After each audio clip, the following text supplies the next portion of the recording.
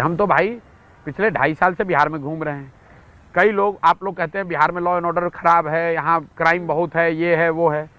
मैं एकमात्र ऐसा आदमी हूँ जो सुरक्षा न पहले दिन लिया था ना आज लिया हूँ। चाहे मैं 10 लोगों के साथ बैठूं या 25,000 की भीड़ में जाऊं, मैं सुरक्षा लेकर नहीं चलता हूं। एक सिपाही भी लेकर आज तक नहीं चला हूं। और यादवों के भी गांव में जाता हूं, मुसलमानों के भी गांव में जाता हूं, अगड़ों के भी गांव में जाता हूं, पिछड़ों के भी गांव में जाता हूं, दलितों के साथ भी बैठता हूं।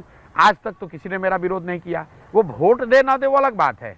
लोगों ने आज तक एक शब्द विरोध का नहीं कहा कि भैया आप गलत बात बोल रहे हैं या आप हमारे गांव में मत आइए या क्यों आप राजद के खिलाफ हैं या क्यों भाजपा का विरोध कर रहे हैं। आज तक 2.5-3 वर्ष में आपने कोई सुनी हो बात, कोई क्लिप अगर आया हो तो दिखा दीजिए कि किसी गांव में, ऐसे भी गांव है यहाँ बिहार में, धमौन एक गांव है जहाँ 55,000 यादव रहते हैं एक गांव में, समस्तीपुर में। वहां मैं गया, रात भर रुका, 3 सभा की, इतनी स्वागत की गई, किसी ने विरोध नहीं किया।